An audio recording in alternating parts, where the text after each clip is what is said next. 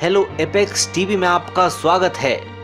हमें हाल ही में एक व्यक्ति द्वारा ईमेल प्राप्त हुआ है जो कहता है कि वास्तव में वह एक समय यात्री है।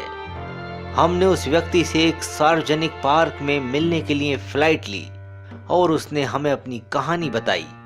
क्या आपको लगता है समय यात्रा जल्द ही संभव हो पाएगी? इस वीडियो को देखिए और स्वयं निर्णय लीजिए। Hello. You're probably not going to believe what I'm about to say, but what I'm saying is the truth. I have no intention to deceive anybody. In fact, the only reason that I'm saying this is to spread a message about the future of humanity, the future of our world and our species. In 2004, I was selected to be part of a top secret program to be sent forward into the year 2100. Upon being sent to this year, I saw how the world changed, how the world's different, and the future issues that we need to look out for. And in this interview, it is of my aim to explain what these future issues will be and how we can prevent them. I'm currently breaching my duties, explaining the future in this manner. They don't want me to talk about the future. The people who were in charge during these time travel sessions that sent me forward into the year 2100, the last thing they want is for me to tell the public what is going to happen. So I was sent forward into the year 2100, and then I went back again to 2004. I've kept my silence for a long time, and I finally want to tell the world how our future looks and what we need to look out for. You see, the only people who wanted to know this information about the future were the elites. But I want to spread this to the common person. And again, I don't care if you believe or if you don't believe what I'm saying, but what I'm saying is true. So, upon being sent to the year 2100, I saw that the world changed a lot. In fact, irreversible climate change was our number one issue. I want to tell the public that if you don't change your ways now, it's going to be too late in 100 years. Think about your children and your grandchildren's future.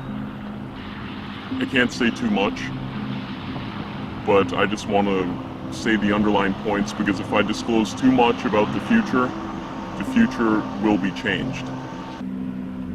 I don't want to change the future to a too significant of a degree. I just want to change the future for the better. So that is why I'm talking to you right now. If we don't take on more clean energy initiatives, it's going to be impossible for human life to be sustained on Earth. We're already, in the year 2100, we already have several bases on Mars. When I was sent forward from the year 2004 to the year 2100, time travel back into the past hadn't yet been invented in 2004. We could only travel into the future, and to accomplish this I was sent into space, and I can't give too many details as to how this was accomplished, but I can say this: in the following years the public will know how time travel works. Also, overpopulation is going to be a huge issue in the year 2100. We need to take steps to make sure that we are not having too many kids, because in the year 2100 it's a significant issue, and the only way that we're trying to solve that issue in the year 2100 is we're sending people to different planets, namely Mars. I can't say what other planets we're sending people to, as that would be too significant of a, that would leave too significant of an impact on the future. I can only say that we're sending people to Mars. Upon being sent to the year 2100, it was of our knowledge, it was of our hope that time travel back to the past would have been invented. And luckily it had been, otherwise I would not be sitting here right now talking to you. You see, time travel back to the past was invented by the year 2100. So I was able to be sent back to the past, and it turns out time travel back to the past was invented in the year 2028. I can't give too many details as to how time travel works, back to the past or into the future, but all I can say is that in the year 2028 we're going to be able to travel back into the past. In 2004 we already had the capability of going into the future, which is how I accomplished time travel to the year 2100. There has been other time travelers who have came back to the past and who have talked about it, and the people in charge of the time travel projects weren't too happy about that, nor will they be about my story. You see, if we give too much information about the future or past, we will be eliminated. They have ways of wiping us out. They have ways of making it so we never existed at all. The technology is getting to a point where it's scary. And just below climate change in the year 2100, just below climate change, risk-wise, is artificial intelligence. You see, artificial intelligence is going to get to the point where it is far more intelligent than a human. This poses a significant threat because if we humans are unable to control this artificial intelligence, this intelligence will control us. And in the year 2100, that is the point that it's getting to. It's getting bad. So we need to make sure that our computers don't get too smart. In fact, artificial intelligence solves a lot of problems. It really does. However, artificial intelligence has the capability of wiping us out. So I urge humanity at this point to heavily regulate the people innovating in the artificial intelligence field, because these regulations will increase our ability to control the intelligence. Because it's in the year 2100, it's getting to the point where it is too intelligent for us to control. This is a significant problem, and in fact, technology is starting to merge with humanity. Technology and humans are becoming one. In the year 2100, it is not yet to that point, but it's getting there. So I urge you to be careful when innovating these technologies and creating these technologies that are going to be far smarter than us, and at the same time they're also going to provide us with a lot of benefits. I have to admit that artificial intelligence brings a lot of benefits. It's able to cure diseases, it's able to solve some of the world's biggest problems.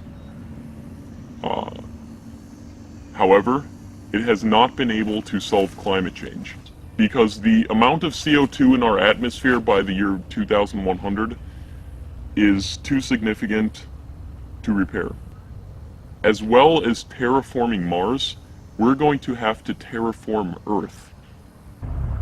You have probably seen a lot of videos online that show people teleporting, or some people claim they're time traveling, where a person appears out of nowhere or where they disappear. I think I'm at the liberty to say that some of those videos depict colleagues of mine that were sent back and forward into time, and some of those videos depict me. I can't speak for any specific videos, but I'm giving a general sense of how those... I'm giving a general explanation to the origin of those videos.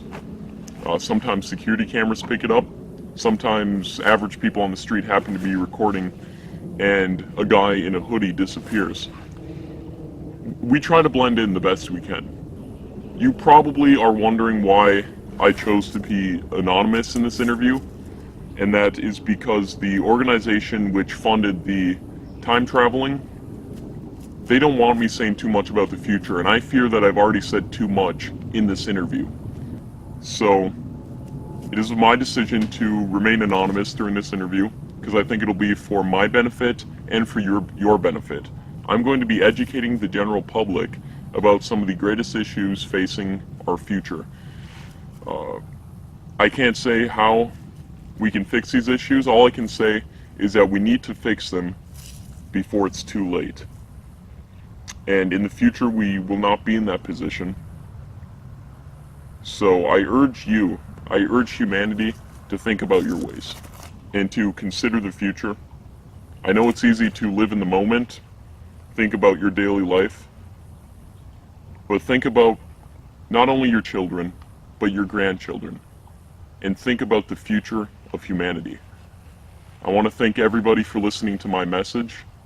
I know there's going to be a lot of controversy caused by this video. I can foresee into the future that there will be a lot of controversy about this video.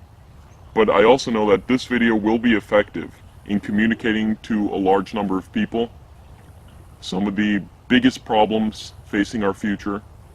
And again, I'm not giving the answers to these problems. I'm simply talking about them. I want to thank everybody for watching. I really appreciate it. And again, think about the future. Thank you. क्या यह व्यक्ति वास्तव में एक समय यात्री है? आपको क्या लगता है? इस पर नीचे कमेंट कीजिए। हमारा वीडियो देखने के लिए धन्यवाद। इस प्रकार की और वीडियो देखने के लिए हमारे YouTube चैनल को सब्सक्राइब करें और अगर पसंद आए तो लाइक भी करें। आप सभी को शुभ दिन की कामनाएं।